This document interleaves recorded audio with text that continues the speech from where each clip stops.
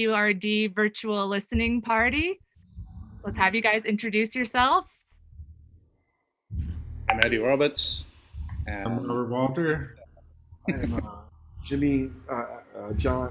Adam Deitch. Jimmy John Adam Deitch. That first song you guys heard. Oh man.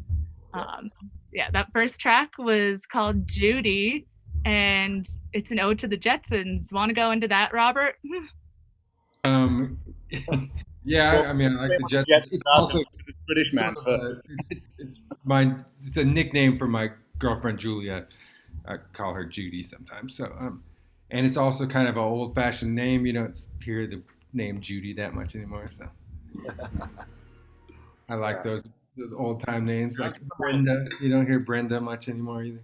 That'll be the next jam. It was definitely one of my favorite ones that you came up with. That chord progression, which kind of flips inside out.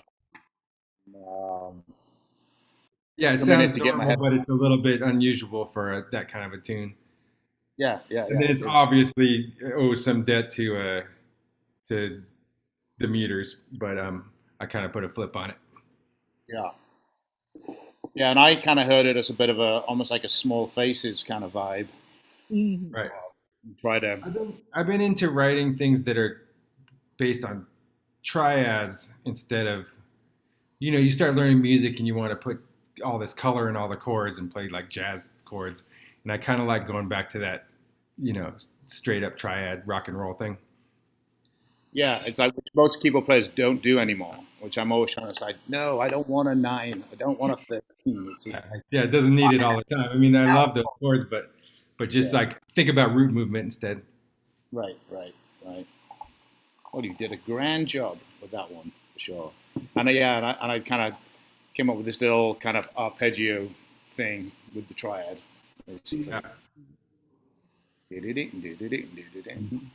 Yeah, it avoids some funk cliches, It's a little different. Yeah, I mean, there's plenty of them on the album, but yeah. But, you want to deliver that stuff and then maybe take it a little left just to keep it interesting. For sure. So we're in 3 places in the world. Adam's in Fort Collins, right? Mm-hmm. Robert's in LA. I'm in Granada, Nicaragua, and Leah's in Denver. So look at this. Look at the new way that we live. The new way we get together and hang out. Your spot looks like a Zoom background of an exotic locale. Are you sure you're actually there? And he looks lavish. I need someone to walk past. I'd get up, but I have a towel on. Yeah, it was all 3 of our birthdays. Rob, when's your birthday? It's coming up, right? My birthday is on Monday, the 3rd. Yeah. Same as James Brown. Yeah. And you're still Taurus, right? You're all 3 of Taurus. Yeah. So I was Sunday. It all happened during Jazz Fest, if I'm not mistaken. Yeah. As well as Papa Molly and Ian Neville, right? Mm-hmm. And there's a bunch of other musicians at that thing. So many all right somewhere. In fact, Roosevelt Collier has the same birthday as me. Oh yeah, wow. And actually a band I've just been mixing, Dragon Deer, the guitar player, has the same birthday as me. I only found out when I posted something like last week. He said, "Oh, whoa, we have the same birthday." Yeah, there's so many musicians at Taurus. Yeah, it's crazy this time. Yeah. Awesome. Should we listen to the next track, Sleep Depraved? Oh, yeah.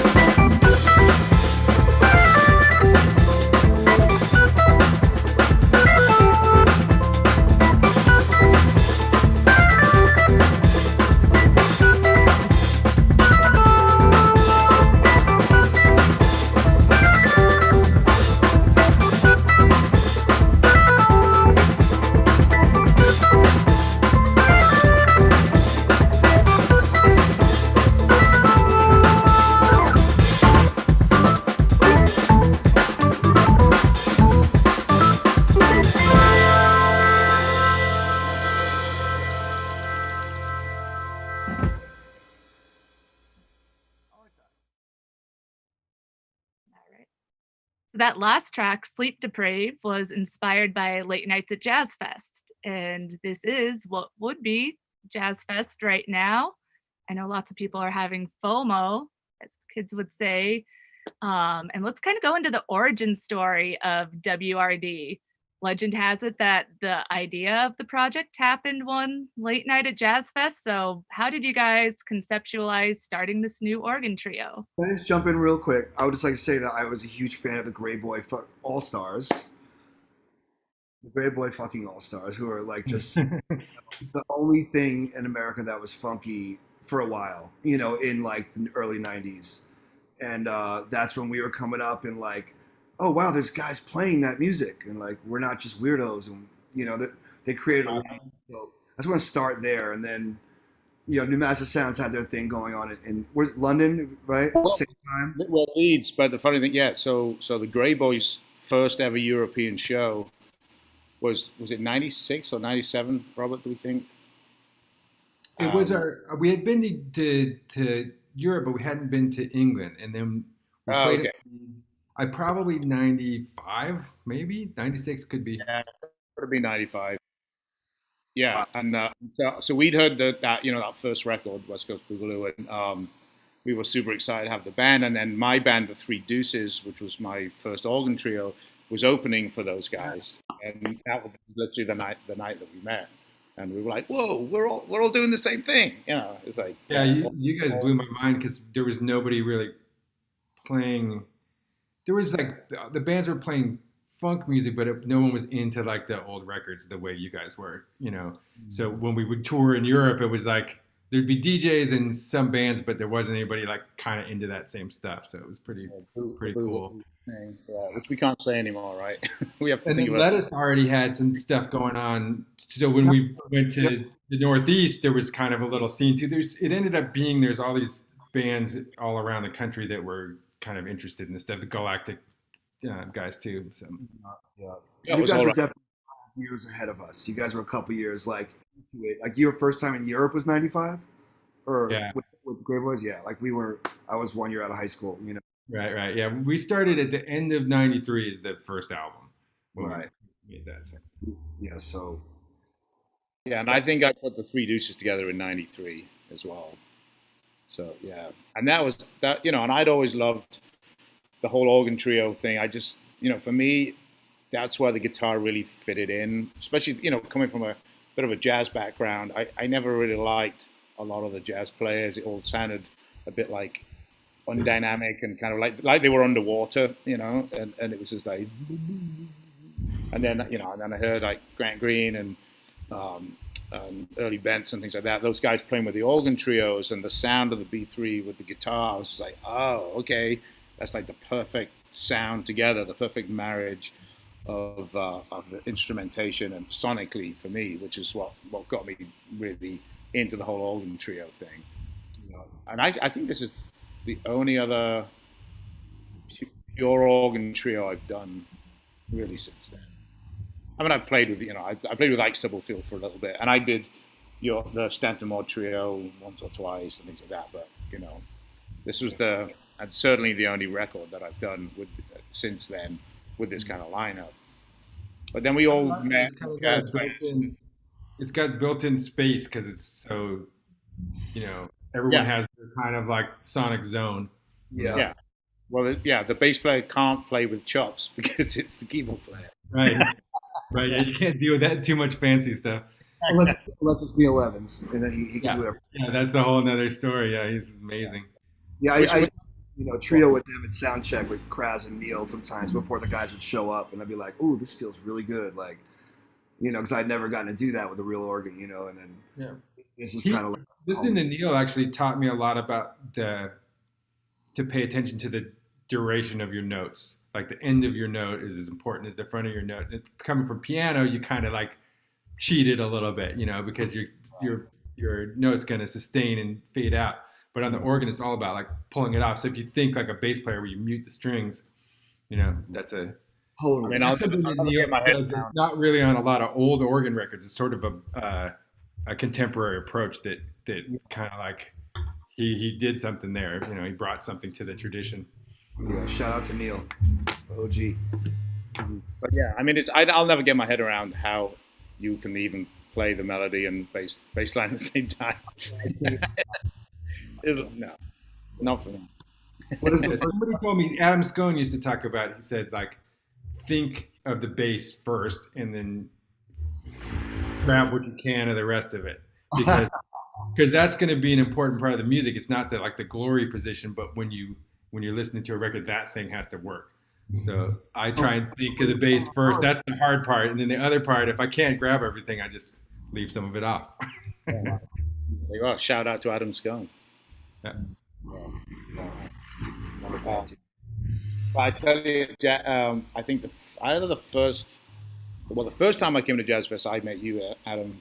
Obviously, I'd met Robert before, but I remember you jumping up at the Blue Nile when Mastersounds were playing, and that's the first time I even saw you, and played with you. And then I think the same year, me and Robert got to play with Idris Muhammad. Wow. At the Blue Nile as well. Yeah. Where's that at? Where's that recorded? Shit. I'm glad it's not a recording of it. I just remember how quiet he played though, and it would kind of freak me out because, I plug into the Fender Twin and we start the song and then he's just like playing really quiet, which is why he recorded so well. It was just like, and actually you a lot of sound out of the drums because he doesn't bury that stuff. It's like, yeah. But you had the same philosophy when we were recording this. You were trying to play really quietly, even though it sounds like you're playing really loudly because of the production and the tape and everything. But that was kind of like the approach that you were going for. Because then you get all the subtleties, all the ghosting and everything, and it's kind of the older I get, the older you get, the more you realize that the lighter you hit the drums in the studio, the better they record. Like when you're young, you want to get in the studio and you're all excited, you want to hit the drums hard, and then you realize, why am I choking the mics? Why am I choking the drums? Why am I not drawing the sound out? So I think on this record, I did that the entire record, and it's hard because I spent my life burying, kicking the drums ass, so. Well, I played live. Just bang, But for this record, I kind of finessed it, and the way you mixed it was genius, and it it complements each other, like the way that you mix and the way that I, played the actual takes, Yeah, and I think with the Idris thing, because I'd always listened to his music so loud, because I just loved it so much. I'd be listening so loud in headphones or on my stereo. I just assumed that he played that's how loud he played, and then I'm next to him, and I was just like, oh shit, I feel like a total idiot. Yeah, I mean that's the secret. DJ Greyboy used to play those records next to hip hop records, like play one of those and then straight into like a Lou Donaldson record that maybe that break came from. And if you turn those records up in a club, they sound amazing, but they're playing light. It's just. They're playing light. It's the greatest mystery, And you look at like Questlove, the way he plays light. Billy Martin plays super light. Listen to their records. Their records sound huge, So I heard Bonham didn't even hit that hard. I heard he kind of in the studio, he hit just the right way to get the mics to fully, Yeah. So it's an art. A little compression and tape, and it sounds amazing. Yeah. But Idris is definitely the man with that. So Sleep Depraved, that was definitely written about the late nights, and Robert has a canny way of twisting words. He comes up with great titles. Oh yeah, I'm typing stuff and it kept trying to autocorrect me. I'm like, this is very intentional. This is what you want. Yeah, I've seen some people write it down and they're always writing it wrong. Sleep Deprived. Yeah. Are there any questions so far? Oh, we'll get to that. There's a big segment at the end. Let's get to Some City featuring Nick Gerlach on sax on this one. Oh yeah. Brother Nick.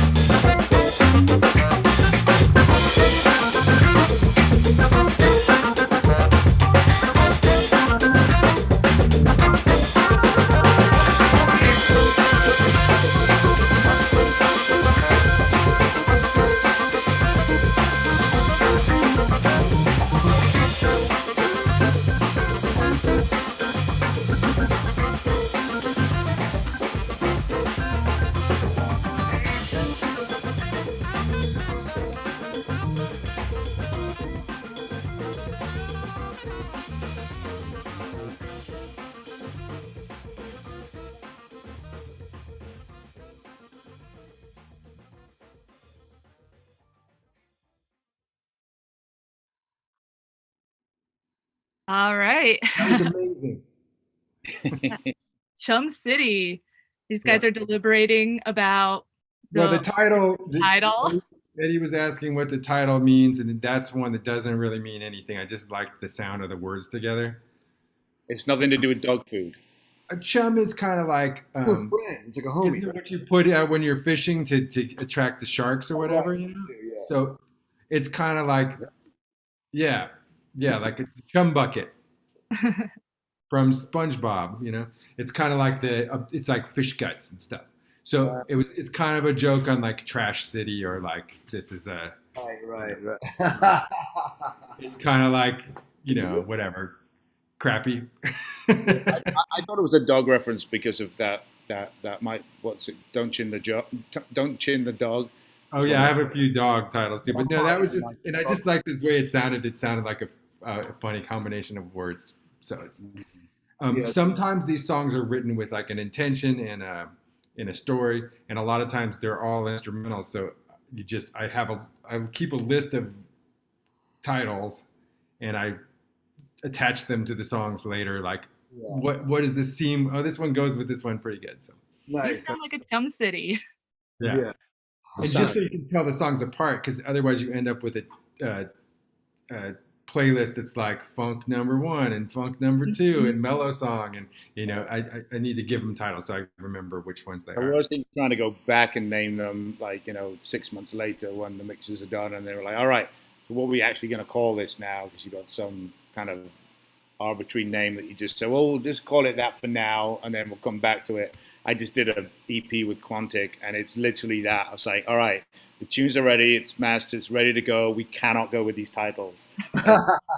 It's just like so hard retrospectively because you can't even remember the influence of them because we recorded them ages ago. That is a good opportunity to though present it as a concept album. You know, like, all this stuff sort of like seemed like it was on purpose. But yeah, I whenever I demo this stuff, I put something at the top of the session. So I commit to something, and then I remember it, and it's something. It just helps me keep my brain together because there's so many of these songs, and they're so interchangeable. Like it's a funky tune, you go to the 4 chord, and I love music like that. But you need to name them something. Yeah. We got Nick in. Nick had moved to Denver a couple of years ago, and I'd played a bunch of shows with him. And in fact, I'd had him on the Grant Green tribute shows, and he'd really kind of nailed that weird vibe of what's the guy on the Claude Barty. Claude Barty. Yeah. He kind of like really dug that sound, which most sax players don't necessarily dig, because they're like, that guy's kind of weird, and I can't tell if he's good or awful, So he kind of like, Nick was just like, oh, I love that. He kind of like got the comedy. Obviously, we now know what a comedian he is, and he kind of like got that vibe and really nailed it on those Grant Green tribute shows that I was doing. So I knew that he would kind of come in with something fresh and not just do the same old, and kind of approach it in a slightly different way. And I love the way that he kind of came in with that flavor that he has. I didn't even know Nick played sax. I thought he was just a guy from Facebook. I thought he was just like. Here he has cults. He's a cult expert. If you guys out there don't follow Nicholas Gerlach on Facebook, you really should. It's a daily riot. I that's a thing, to play this music without trying to be like a muso, like show off your chops or show off like your depth of knowledge or what. It's not an arms race of like musical skill. It's supposed to be about like creating a vibe and it should transport you to a place like Simpler. So yeah, it's just simpler, and it's just cool to like get away from that thing like, oh, I gotta play all my fancy stuff. It's like I like people who like can live in that music that way. Yeah, there's simplicity to it, and kind of just the taste of it, really, rather than overplaying and things like that. That's almost the challenge to like, you know, modern players who have all gone to music school and taught to just play everything all the time. And so trying to get that space, and like you're saying, with the organ trio, there's so much space, then you can add one other part, and it still has plenty of space. And again, Yeah, it makes breaks up the album in a nice way too, to have a couple of tunes with it, saxophone. yeah, just some extra sonics so that the listener doesn't fall asleep. Yeah, and I'm really impressed with, like you guys are saying, all that space and attention to detail with leaving that space. As you guys said earlier, see all your birthdays. You guys are all Tauruses, stubborn, hard-headed in your own right, and band leaders in your own right. So Yeah. I think that this record's interesting because it's 3 lightning bolts striking at once. So what's it like creating in the studio, and you know, how does 3 band leaders collaborating to leave all that space and compose songs on the fly work? Freaking headache, I'll tell you, man. No, but I think it's because we're band leaders, because when you're a band leader, you're thinking about the whole sound and the overall presentation of something.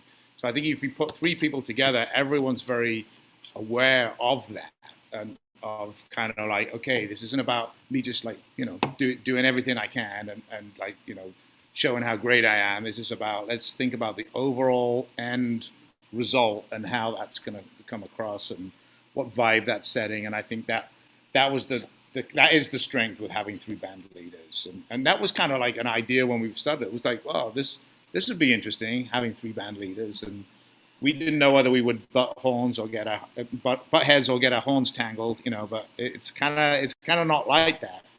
I mean, maybe if we went on the road, it would. I found it real. I think everyone's thinking compositionally and like how to make the thing sound good rather than their moment to show off or whatever. So. Even down to the record cover, that was a fun 3-way conversation that we were having, you know, getting the record cover the way we wanted it. And like, that proved that, you know, we're going to work well together forever. Cause that was fun, you know. And it was so easy, and sometimes the things take forever. And I know with my bands, it's never that easy. It's always like, I want this, I want that. I want a tulip. I want what? You want, but at the end of the day, it always comes out good. But with us, it just seems to flow really super easy. Smooth. Yeah. We were just on a group message, just the 3 of us, and saying, I was like, all right, so what are we gonna call this? And then we had threw a few things out, and then realized there were already albums called that and things like that. But and we came up with a hit because it you know, it was made very quickly, and it's, you know, the hit also means, you know, the like a show, like a jazz show, you're going to go play the hit.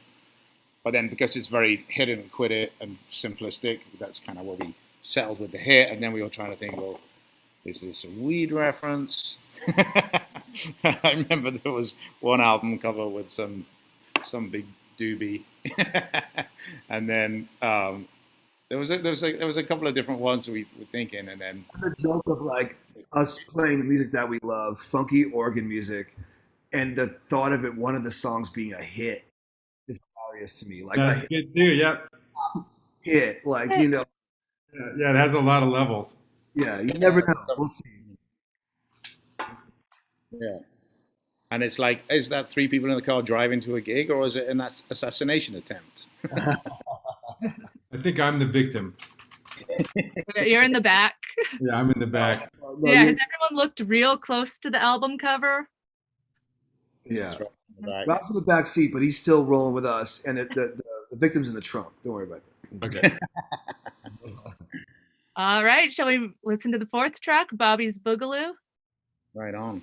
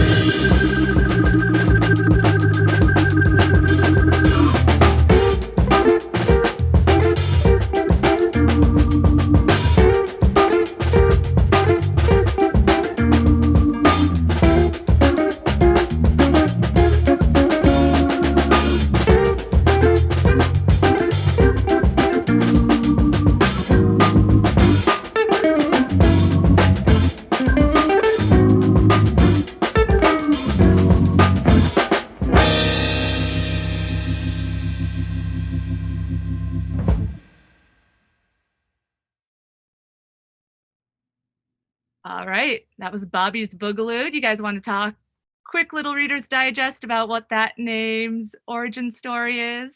Classic Boogaloo, and written by Robert once again. But yeah, I think the Bobby's name came from a bit of an old nickname that he used to have, Bobby Cocktails. Yeah, I'm not ashamed of that nickname. That's like, You what? that's part of my history. Yeah, we all have some in the vault. I'm still Leah goes to 11 at sometimes because I have no indoor voice. Eddie's Right. also told me that on background vocal parts before.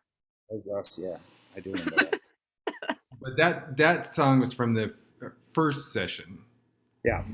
Where we did 4 tunes like a year before the rest of their album. Yeah, and it's just super classic. As classic as a Boogaloo track can get, really. Yeah, that's pretty much kind of a tribute to those old albums. Yeah, like Big John Patton. That's what I think of it. Old John Patton, which actually I saw Big John Patton in 1990. So that's my little claim to fame. He played in Leeds. We got all I saw him at the North Sea Jazz Festival, like 98 maybe. Yeah, because I thought he died shortly after the show that he played, because he'd already had a stroke and he could only play with one hand. But then I looked it up recently, and he lived way later than I actually realized. I think he made if I'm not mistaken, he made a record that John Zorn produced somewhere around that in the 90s. I always liked him because for one thing, he seemed accessible to me. Like I felt like I could learn that. Where when I listened to Jimmy Smith, it was so crazy that it was daunting. Yeah. And John Patton stuff I could kind of figure out. And then he had a cool like linear style, like modal kind of soloing style. He was doing some of those kind of little modal licks. And what's that tune that you and I like playing? The yodel. Yep. The yodel. Both one of our favorites. Yeah. And I like those records he did, Understanding, and the other one was called Boogaloo. That the organ trio was saxophone instead of guitar. So there's all this like open space. It's real interesting. They still managed to be funky without the 16th notes. It's sort of like, I don't know. I always thought that'd be a cool idea for a band too. I don't think that they originally got released, and it was like they were kind of like vault records that Blue Note released in the. I think kind of, Understanding was old, and then Boogaloo was released later. Right. Yeah, it was definitely a few that they kind of found and re-released, but he was really kind of interesting approach. In fact, this organ trio up in Boston just sent me proposed album, and it literally sounds like more on the jazz side. The organ player sounds so like John Patton. I'm just like, it's like being 22 again and listening to John Patton. I'm just like, oh wow, very cool. Yeah, and it's produced the same, very like those earlier those jazz ones. But whereas we kind of went for more of a more hard hitting kind of funk vibe. But I think there's 2 very authentic Boogaloo tracks on the record, right? There's this one, and then is it Hot? Yeah, that's very much like trying to be that 60s thing. Yeah, totally. Which we, obviously all inspired by. What you got next? All right, let's do Poison Dart next. All right. Track 5.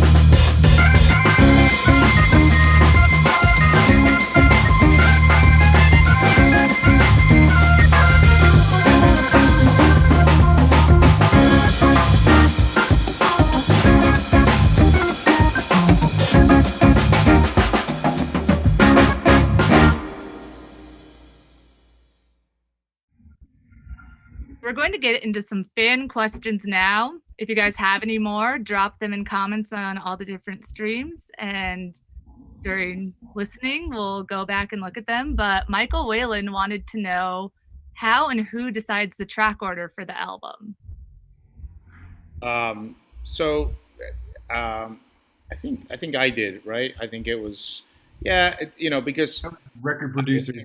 I was mixing them all, and then, really, these guys didn't hear them from the moment we recorded them, and then, and then I sent them mixes, 6 months later or whatever, and so I think when you're mixing the album, you kind of get really familiar with the tracks, and then you kind of start getting a feel of what would be a good opener, what would be a good closer, how you kind of flesh out the middle, and just try to get a nice flow going through the album.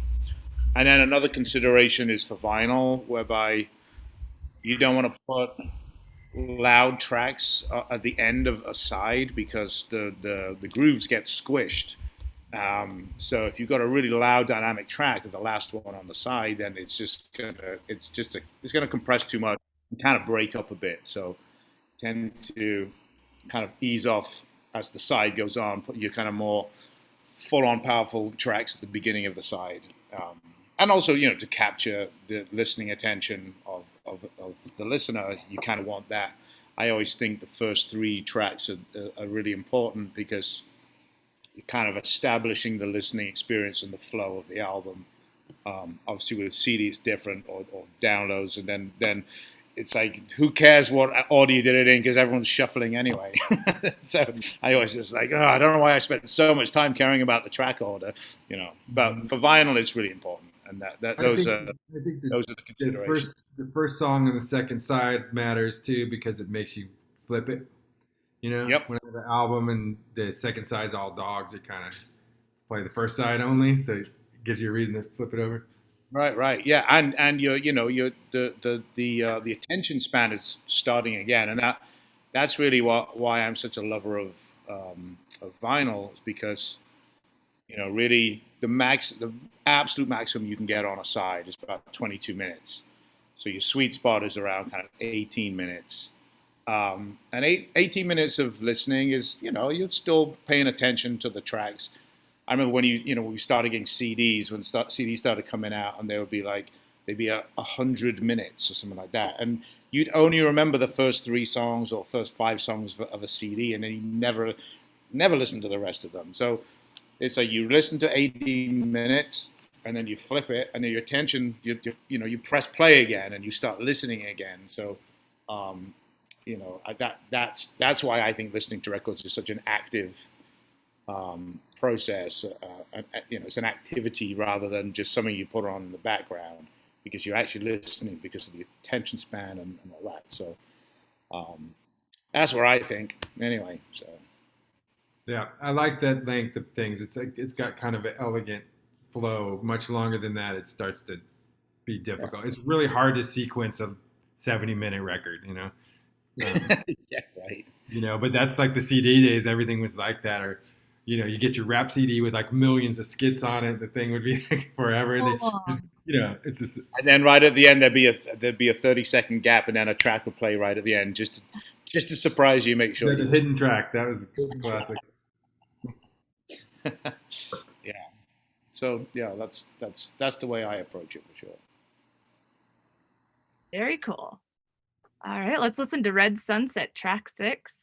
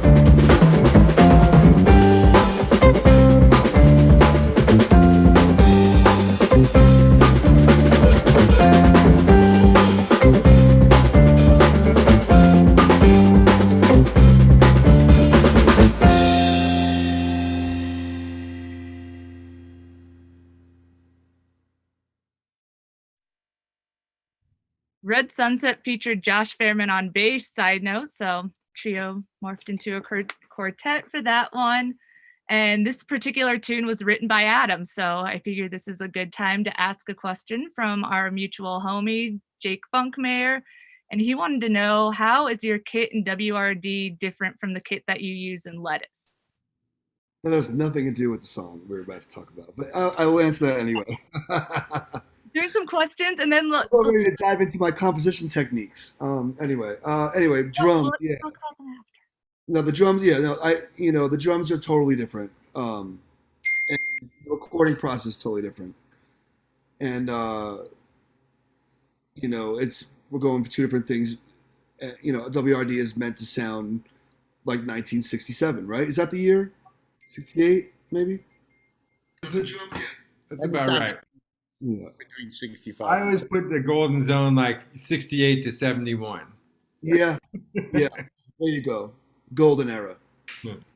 But yeah, that's the vibe. So we switch up the kit sounds fall more in line with that, and it ends up sounding really gritty.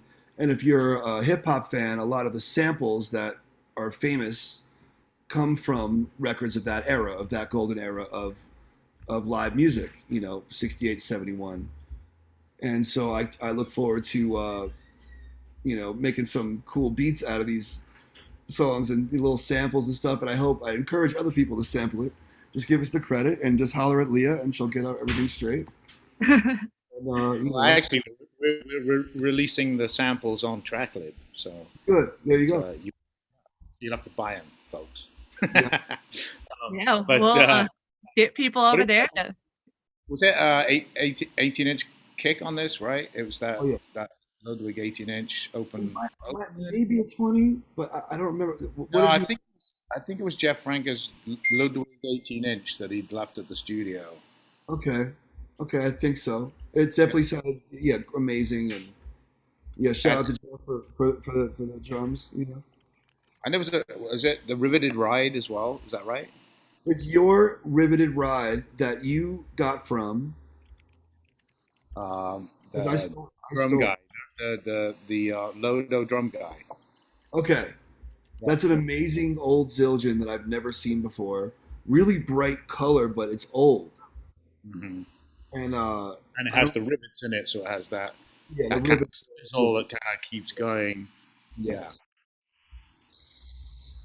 Yeah, the drummer in the Three Deuces, that first organ trio of mine, he had a Riveted Ride, and it's like, I think it's why I'm deaf in one ear, though, to be fair. It's got my dad always played a Riveted Ride too. I love the sound. But tell us about the composition, though, Adam. Yeah, sorry to cut you off on that, Adam. Oh yeah, drums. This is a really special one. And when Adam pulled this one out of the hat, we were just like, oh, whoa, okay, Let's explain it to us because we needed explaining in the room on that day. So, well, like you said before, Eddie, George has some early George is different from middle George and late George and recent George. George Benson has a lot of different eras of music, and first he came out strictly, organ trio, straight ahead bop stuff, and then he kind of got funky with the organ trio stuff, and so some backbeats started happening within his music on his record. What was like the first Benson record that had like backbeats and funky stuff? And Rob, do you remember? Well, like Beyond the Blue Horizon. yeah, that's the one. That's the one I used to listen to. I used to get the train from Wales to Leeds, which is like a 5-hour journey, and I would just listen to that on my Sony Walkman. There's that version of So What, but it's jazz, but it starts to get funky. Yeah, it's Steve Gadd on drums, right? Is it really? I think it's. Yeah, I think it is. Yeah. And then it gets into like the other side. Abbey Road has like some funky stuff on it. So he starts getting there, and then the rest is history. Right, rest is history. Yeah. Yeah. No, sorry. It's Jack DeJohnette is the drummer on that record. Oh yeah, right. There you go. That's who it was. Body Talk really is like funky. Yeah. Okay. Yeah, those are the records I'm talking about. That my parents had those records, and my uncle Richie Hart. Shout out to Uncle Richie. He was an amazing guitar player, and would hang out with George, and they were good buddies. So yeah, just trying to grab something from that era and bring it into now. And Eddie and Rob just totally nailed it. Even though it's a weird, would you say it's a backwards bass line or something? Would you say? It's just like the two parts kind of fit into each other, But yeah, but I love that kind of invention in music, So it's like you hear it's interesting without sounding like so conceptual that it doesn't sound good, It flows off, like you don't realize that something cool is happening. Then when you lean in, you're like, whoa, that's a cool idea. Again, I always think about someone trying to like learn the song, and they go, oh yeah, I'm sure that's. Oh yeah, it's just that, and then you pick up your guitar or whatever, and then you kind of, whoa, wait a minute, what is going on here? It sounded so natural, but it's actually really tricky, and so it kind of threw me and Robert a little bit. We were like, whoa, and Josh Fairman was there because Josh was helping engineer on that first session, and we were like, Josh, you got your bass with you? Mm-hmm. And he's That like, saved me. so he like went and grabbed his bass, and then now Robert can play it, but I learned it now. Like because with that first recording session was 2.5 hours, and we did 4 songs in 2.5 hours. Yeah. So that's a lot to learn and digest and kind of get good at really quick. In fact, I think the whole album. I think I worked it out. The whole album was recorded in 7 hours because we did 2.5 hours on the first session and 4 hours on the second session. We've all met, older musicians that mentored us, like Ruben Wilson and Melvin Sparks and guys like that, and they would tell us that a lot of their classic records were made like that. Mm-hmm. Oh, yeah. They told me, we went in, we just cut it, we never heard it, never even heard the play. People don't remember what they played on a lot of times. They're like, oh, we went in that day. I actually think it's partly the secret to making it work. Like that kind of, not that spending a lot of time on a record is super fun too, but this kind of a thing, that's the way they're done. It's not over considered. You don't tweak on everything. You're not like tooling every drum hit to make sure it's perfect or tuning everything. It's like leave it, like let it have some life. Yeah, well, you capture energy because you kind of seat of the pants. You got a bit of adrenaline going there, especially because you got recording a tape, and you're like, oh, I can't just like correct something later or like redo that part or whatever. It's just like tapes roll in and it's do it 1-2 takes, having just learned it within the 15 minutes prior to that, and you just capture this amazing energy and this immediacy and I as you said, all the old records that we love, that's how they were made, and when you do create it that way, you kind of go, oh yeah, you can see why that's where the energy is, you know. And there's so much an emphasis today on perfect records, the perfect record, no mistakes. And some of my favorite records have mistakes on them, and I love them. And like, you know what I'm talking about, Rob? Like when you just that certain record that's got like a accidental turnaround, you know, and there's a new one all of a sudden, you know, and you know, just like a weird note here in the wrong chord, whoops, right chord, you know, like. I love those little things, and it makes me laugh, and it's fun, and it's real, and it's human. Yeah, sometimes that becomes your favorite part, you know. Yeah. And it's like, when you're learning that track, you know, you're learning a track, you know, to play on some show, and you're like, it's weird that the bass player goes to that note, but only once, and it's like, oh. Yeah. And they just left it in, yeah. I remember when I was younger and I was listening to this music, I thought that they were all such geniuses that it was all intentional. Right. And then as I learned more, I realized that everyone messes up, you know. I always remember there's a I can't remember the Wayne Shorter track, but it's like it's around that Speak No Evil era or Schizophrenia or something like that, and obviously it's an incredible take, and he does this howler in the middle, like he's like, you know. What do they call it, Leah? When you like the split the reed and it, you know, like growling, like like the reed splits. Oh, or like the reed like physically and it squeaks. Yeah, it's that weird the squeak, and it's kind of like a real howler of a note. And I'm like, that wasn't intentional, but I love that he had the balls to just go, yeah, you know what, that was an amazing take. Okay, I played a howler on it, but we're going with that take, and so that always like stuck with me. It's just like. Even if you you play, you know, if you play the track, you know, like we did all this recordings, like it's first or second take. I don't know if we did a third take of anything. And yeah, it's like you'll listen back and go, yeah, I probably shouldn't have played that note in that place, but you know, the take has the energy, and you just gotta like let it go. And then later on, you don't even realize, you don't even remember that wasn't the note you were intending to play, and then, you know, so yeah, it's again the whole immediacy of things and the energy that you capture in that way. It's like reality TV. You got reality rap. You got reality, you know, boogaloo. You know? Right. It's the new genre. See, a bunch of people are saying like, we just love you guys talking, so I think this might be the start of a reality show. Boogaloo. Okay.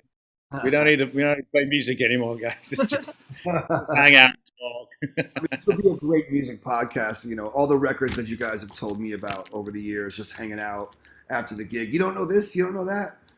Right. You know, like, have you heard one thing when we used to tour this thing way before this album was even an idea, but we played we did some little touring together, and it was the first band I was in that we all hung out after the gig every night. Usually, you know, you're together so often that bands sort of like you spread out and everybody has their little crew of friends. And this thing, we just like sit there and listen to music the whole time and geek out on funk records. So it was great. We have so many similarities that we love, and we have very few things that we disagree on. Yeah. But even those things are fun to talk about, you know? Like, yeah. Poke the bear. Yeah. And I think it was right around 2011 was when we actually did a run of shows. We kind of like did two little mini tours, either in the same year or one year and one the other year, and then we never did anything like kind of since then. And then then I guess when I had the studio and Adam had moved to Denver, and they were like, well, we need to do this because it's now at least two of us are in the same place. Yeah, we knew we couldn't record us until you were at the helm and could really make it sound like the stuff we love, you know. And so once you got the house together, it was like, it's time, you know. Man. Tapes rolling. Go. Roll it. All right, let's listen to Meditation. Hold on.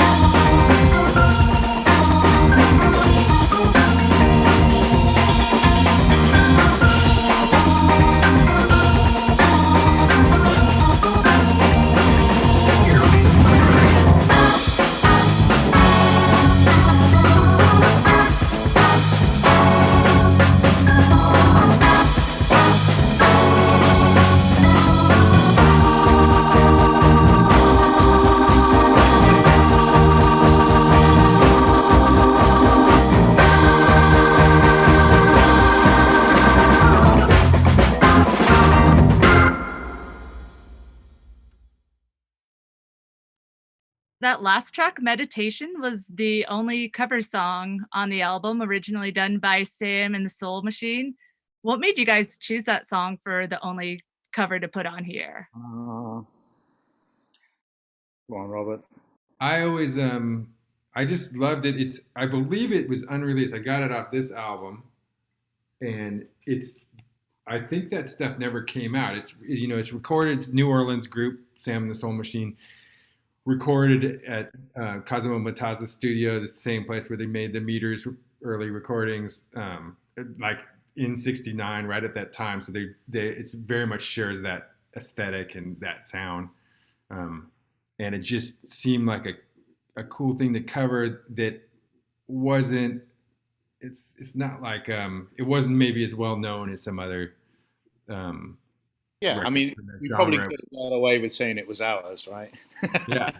Yeah, it's sort of like an underground thing to discover. And when I found that thing, I couldn't believe it because and I remember to have every Meters record. It was like, oh, there's even more music like this. Right. Yeah, and I remember some DJs used to play it, so I kind of heard it, but I was saying that. So Robert and I did the Foundation of Funk band, which was with Zigaboo on drums and George Porter Jr. on bass. And I remember Robert discussing it. They're like, "Oh, I remember those guys. And they were like, had all these stories to tell. And in fact, speaking of Zigaboo called me last week, having heard the album, and he's just like, "I really like that WRD album." And I said, "Yeah, well, Adam was kind of doing a bit of a Zigaboo." He's like, "Yeah, what's that about?" Eddie, how do I feel about that? How exciting!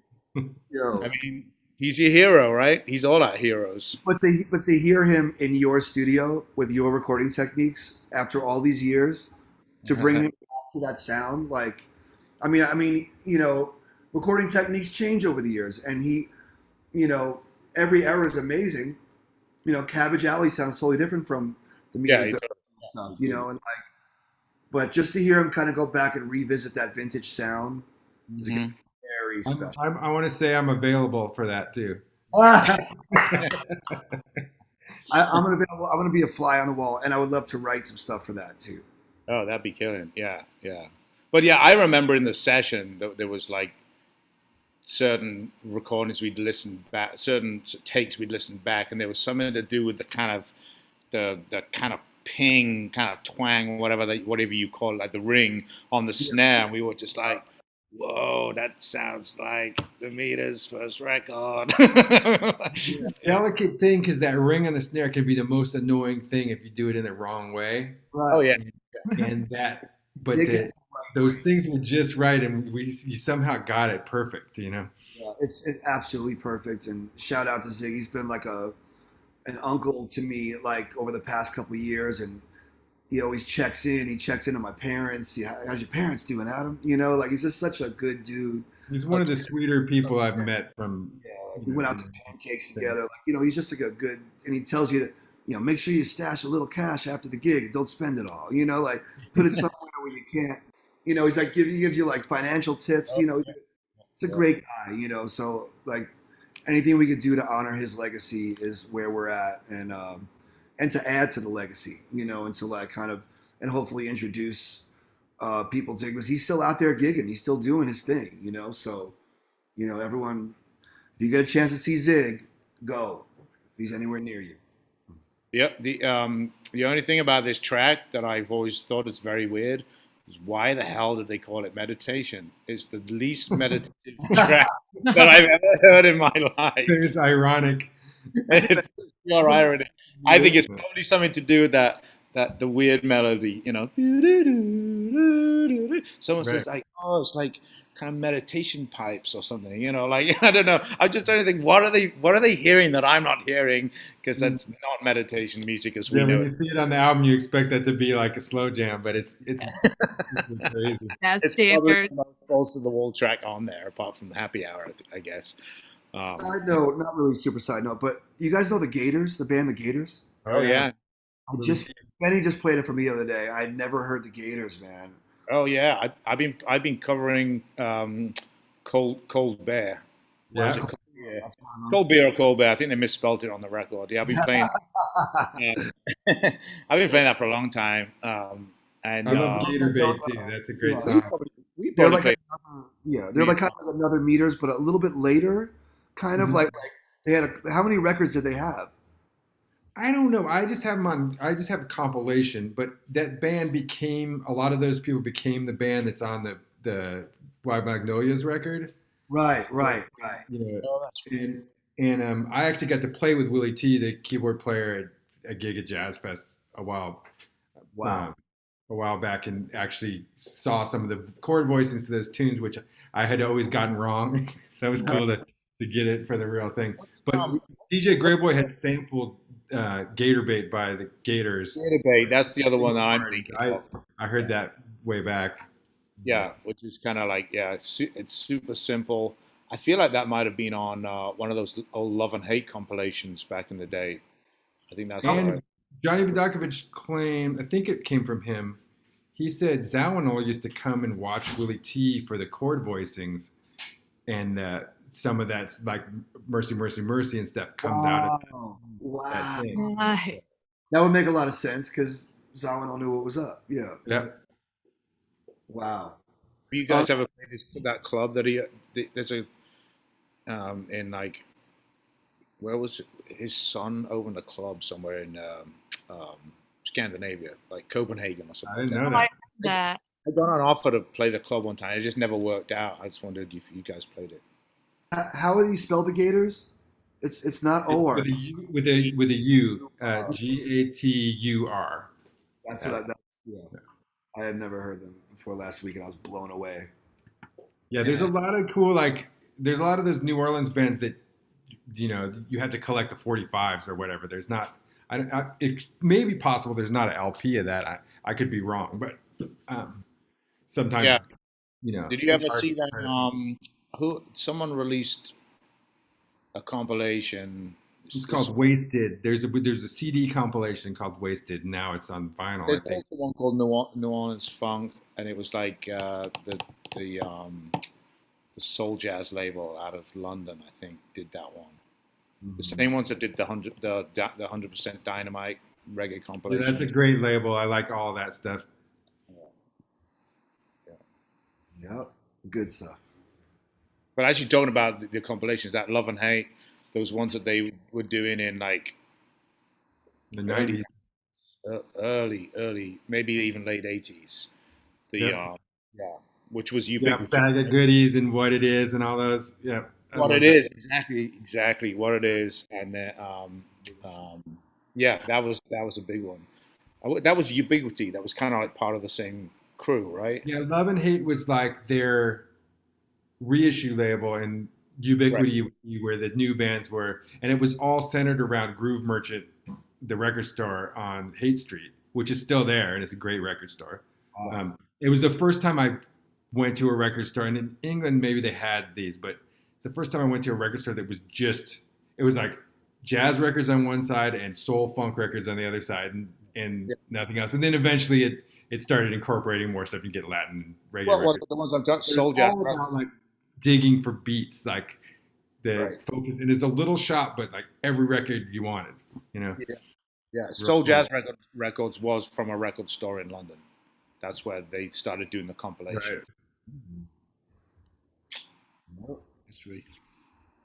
We listened to Happy Hour, the absolute biggest heater. Yeah, so yeah, that's the clock's in at what, 1 minute? How many seconds? 1 minute and 44. It's under 2 minutes.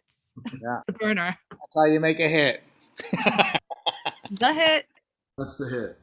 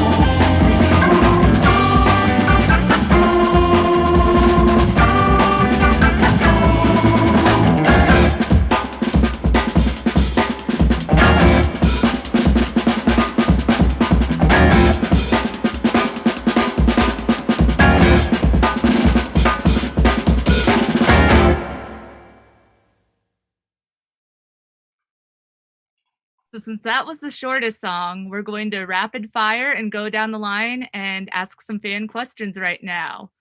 So starting with Eddie and moving down, what was the first funk record that turned you on to this style of music? Oh. Ooh.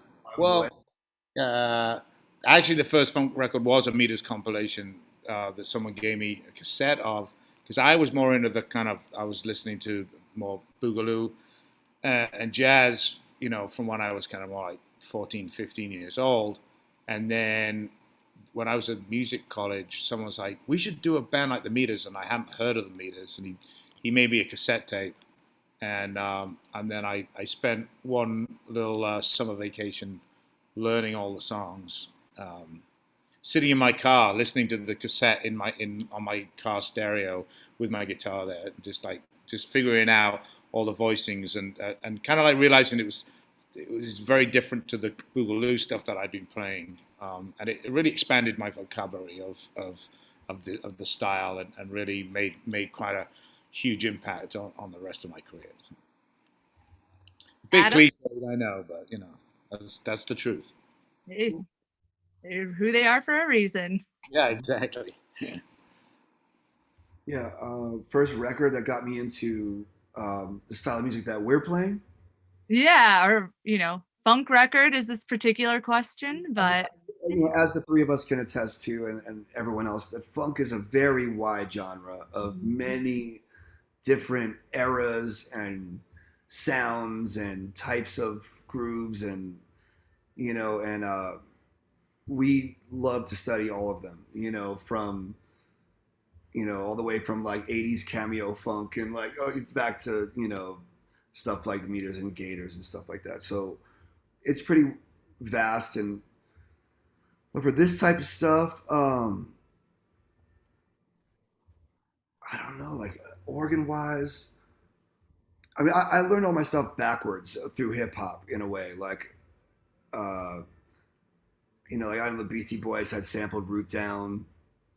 I didn't know that it was Root Down. I just knew it was a Beastie Boys song, and then I had to search the sample and look for it, But once I discovered like that era of Jimmy Smith, when I first heard that record, what record is that? The album's called Root Down, right? Mm. Yeah, that was kind of like, I want to play this kind of stuff with somebody that knows what they're doing and knows this era, and finally found these two, and it worked out. Yeah, Robert?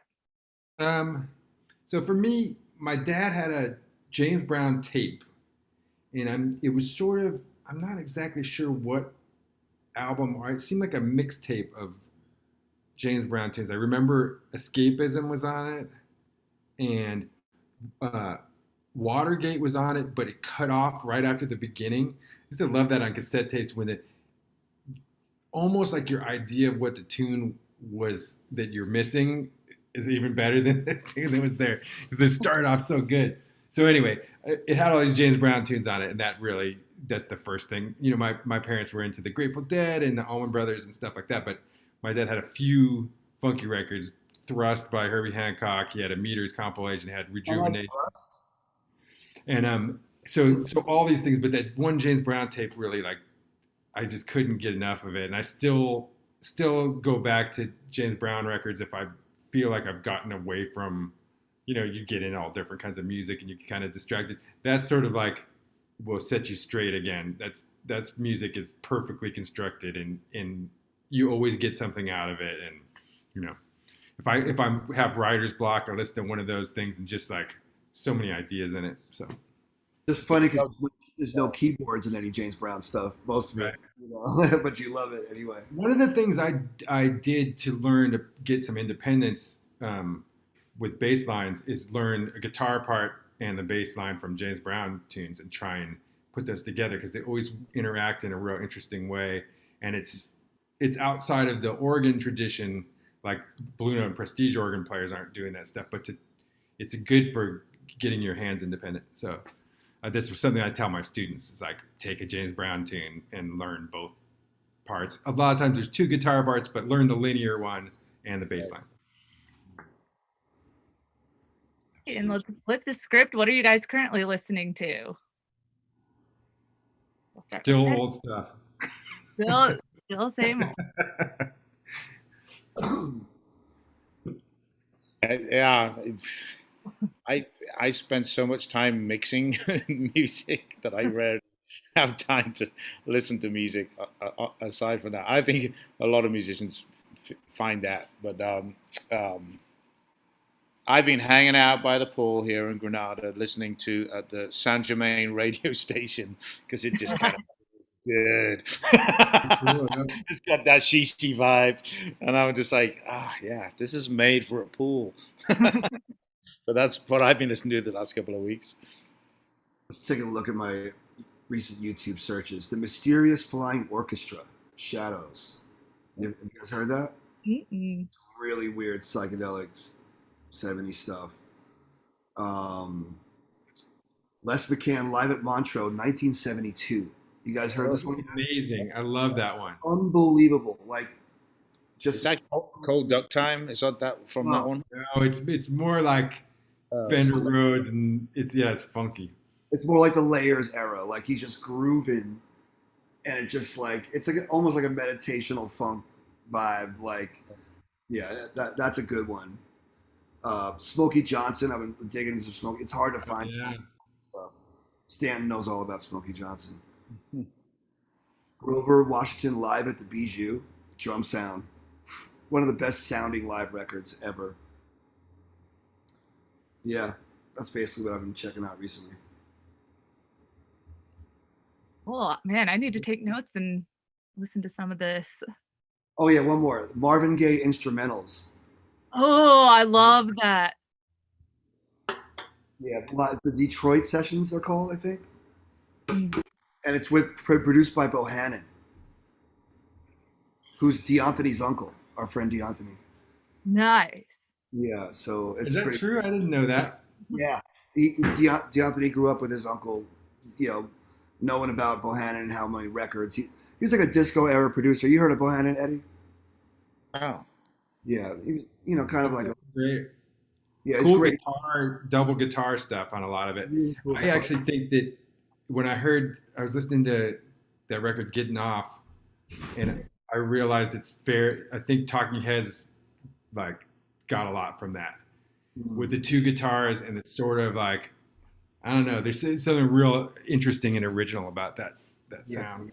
He plays all the instruments, and he's also a drummer, so all his stuff interlocks really well. And but this record with Marvin, it's like instrumentals, and I don't know what Marvin's doing, playing percussion, drums, like something, but it's a vibe, and the guitar is incredible on it. Hey, let's listen to Hot Honey.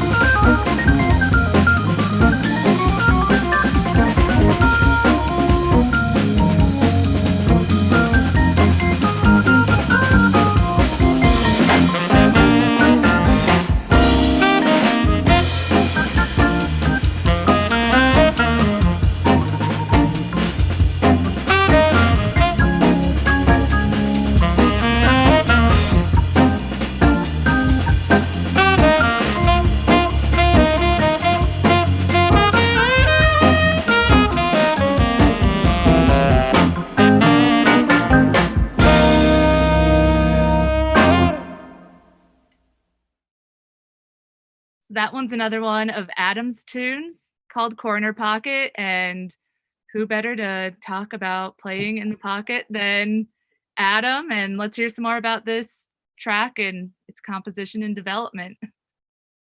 I don't even think, I think Eddie named the tune, right? 'Cause I don't think, did I have it? I forget. Eddie's good at naming tunes. I think you named it in the room, but what you didn't have a name before, and we just talking.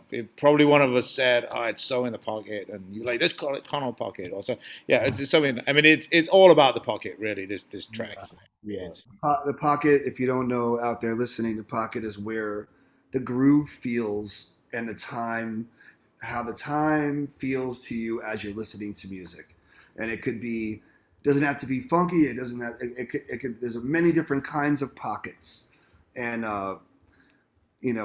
we like to find this particular pocket with this group that represents the great bands that we love, and Idris Muhammad and Zigaboo and those guys, and where they put the beats and how the instruments fit, like Art's organ and all that stuff. So I guess this song is kind of a tribute to like the many different kinds of pockets that there are. But this is a tune I probably wrote for Lettuce that just never made it to Lettuce.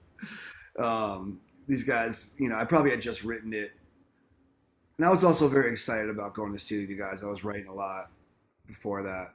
I know you guys have many more tunes that you've written for your groups than I've written for mine, so it was an honor that you guys would play my shit, and yeah, I'm stoked I did it. Awesome. And you know what? I realized I completely screwed up because we just listened to Hot Honey. Oh wait, Hot Honey, my fault. Yeah. So the next tune up is Corner Pocket. Did you guys have any remarks about Hot Honey? How'd that get its name? That's a very much like a tribute to that '60s thing, and that sort of like a Horace Silver tune almost, or something like that. Yeah, and Nick was enough to say about that one. Yeah, Nick was on that one too. On Yeah. Cool. Let's hear the pocket. Let's listen to Corner Pocket for real.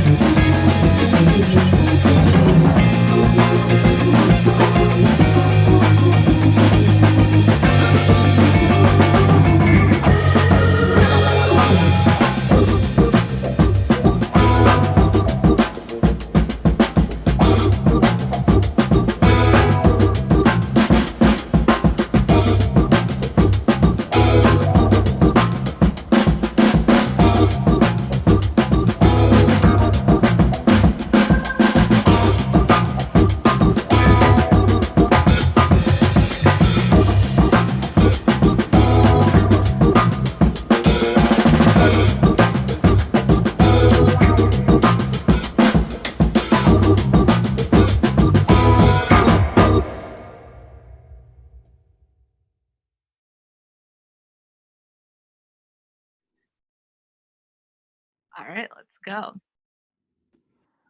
So we're about to listen to the very last track, made it to the end. The hit comes out tomorrow, and you could head to the Color Red website to pick up vinyl, CDs. We still have those, and it'll be out on all digital streaming platforms. So really excited for the world to hear this. And final questions, which I'm sure everyone's dying to know. I got lots of feedback on this. What are you guys' future plans? Any shows in the works? Are people to expect another WRD record at some point? I mean, we do it talking like, Jazz Fest seems like a reality. We just announced our Jazz Fest shows yesterday for October. So word on the street that it's happening. So I think there's a very good possibility that the three of us will be playing a show during Jazz Fest. Could probably drag Robert over to Denver at some point in the next month or two and do the same. Yeah, I'd love to play it. Yeah. And then I'd love to make another record. This time, let's do it in 6 hours. Yeah, more songs, less time. Yeah. But yeah, and time we spent on the Zoom, we could have made a whole record, a whole new record. Yeah, well, Adam's playing tonight though, right? So back at it. Back at it. Yeah. Can't be stopped. Don't quit. HBs don't quit. So yeah, hang in there, and I think we're going to be back very soon. Yeah, the whole music world will be back very soon. Awesome. We'll see everyone at Jazz Fest. Fingers crossed. Yeah. Thanks everyone for tuning in. Thanks for coming and hanging out with us, and digging the record and being into what we're doing. It keeps us going, and we really appreciate all your support. Absolutely. And what is this last tune? Pump Up the Volume? Pump up the volume. Yeah. So until we play again, you should all pump up the volume.